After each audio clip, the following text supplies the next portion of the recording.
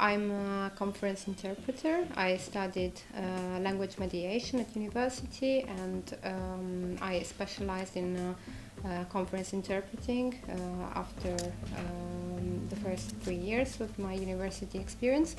I also worked as a trainer in an interpreting course. It was a great experience because I could also share my knowledge related to things like, for example, note taking or interpreting strategies, site translations and things like that. So that was a very rewarding experience. And I also had some experience in as a simultaneous interpreter, and it was also very rewarding. So this is basically my background. First of all, a good interpreter is someone who can basically transfer a message from a language to another. And of course there is a right attitude that an interpreter has to keep, because an interpreter always needs to speak in the first person in order to transfer the message from the client to the receiver. So what is very important is that he or she doesn't need to translate using the third person, because he needs to become the person he's translating. So this is the first rule that should be kept in mind. Then of course an interpreter needs to have some very clear boundaries related to his role or her role, because he or she doesn't need to be a friend or a psychologist or another figure like this. He just needs to be to transfer the message from one language to another. Of course, he needs to stick to the original message, which means that he doesn't have to add or omit anything.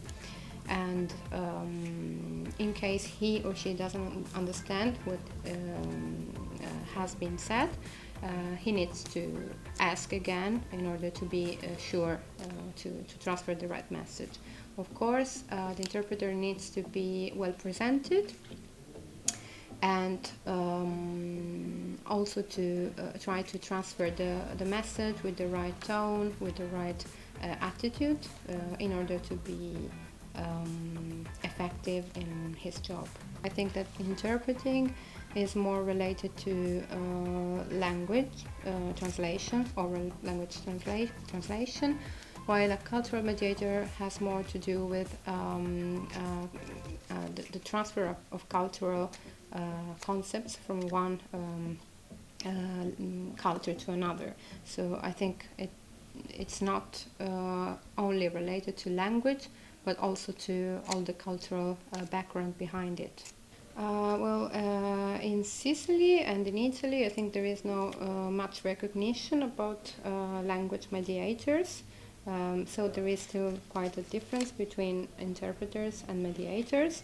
But I think that generally speaking, the language mediator has to combine the different characteristics, which are, for example, of course, language knowledge and the ability to transfer concepts from one language to another, but he also has to be to have some very important soft skills related to the personal attitude he or she has when transferring the message from one culture to another. So I would say that compared to an interpreter, he needs to be more to convey a cultural message rather than a language one.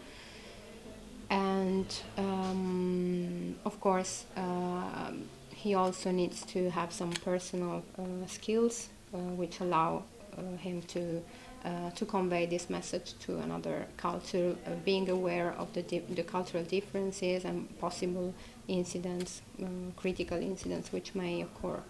So this is, I think that the main obstacle you can meet while interpreting is that maybe you don't understand everything that is being said. So in that case, of course, you need to be very focused and concentrated, but in case it happens, you have to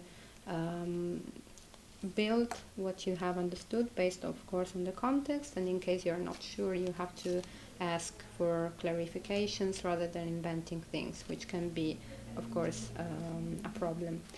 And I think that one of the main, another possible obstacle can be a critical incident indeed, because for example, if you are an interpreter, and a very good one, but you're not very into the cultural context of the person you are translating, probably it can happen that you say something and this is not well understood. So maybe you don't really understand what's happening because this is something that hurts the other person, and but you're not very well prepared about the cultural background. So this is something which can happen as well. And another obstacle can be that maybe you are translating in some complex contexts, like for example the hospitals or